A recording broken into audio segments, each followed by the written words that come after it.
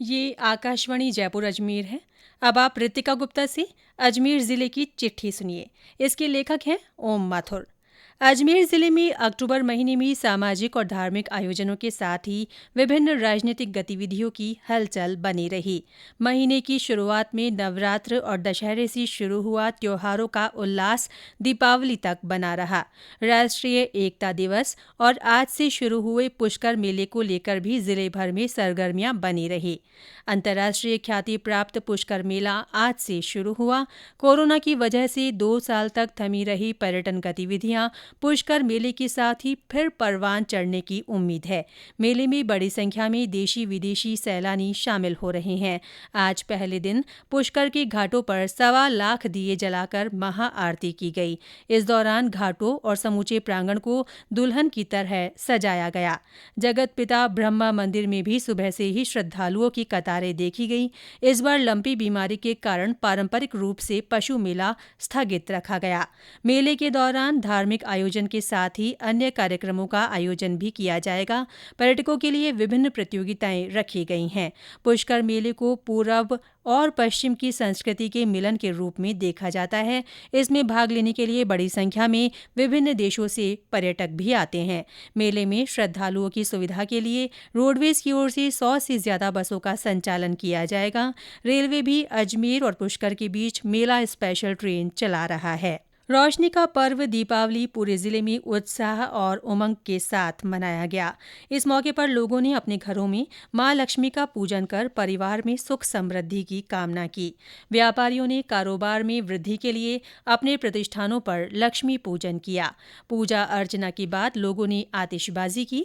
विशेष रूप से बच्चों ने इसमें उत्साह दिखाया। हालांकि इस बार जिला प्रशासन और विभिन्न संगठनों की मुहिम से लोग धुएं के पटाखों को लेकर जागरूक दिखाई दिए। दीपावली के अवसर पर घरों और बाजारों में आकर्षक रोशनी देखते ही बन रही थी। कई जगह की गई सामूहिक सजावट देखने शहरवासी बाजारों की ओर खिंचे चले आए। इस बार बीते 2 सालों की अपेक्षा अच्छी खरीदारी से दुकानदारों और व्यापारियों के चेहरे पर भी चमक देखी गई। अजमेर नगर निगम की ओर से बाजार सजाओ प्रतियोगिता का आयोजन किया गया। आना सागर चौपाटी पर बिजली की आकर्षक सजावट की गई। दीपावली के अगले दिन 25 अक्टूबर को सूर्य ग्रहण के कारण 26 अक्टूबर को गोवर्धन पूजा और अन्नकूट के आयोजन हुए। सूर्य ग्रहण पर सुबह 4:30 बजे से सूतक लग जाने के कारण मंदिरों के कपाट नहीं खोले गए।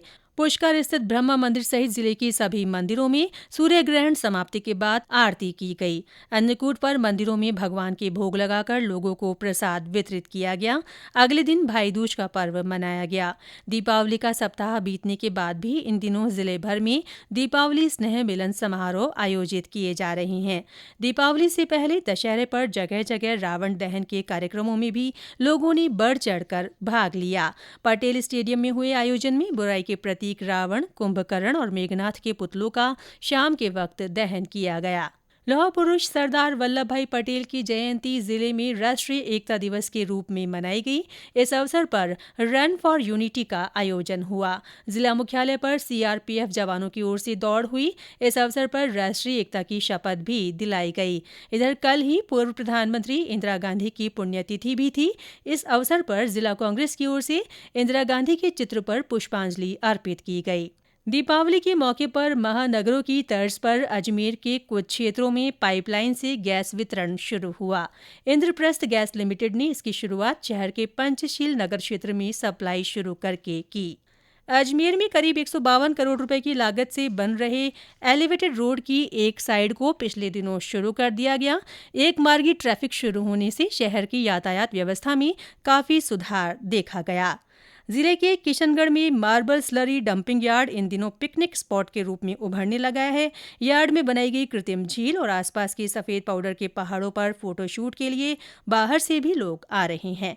इसी के साथ अजमेर जिले की चिट्ठी समाप्त हुई। नमस्कार।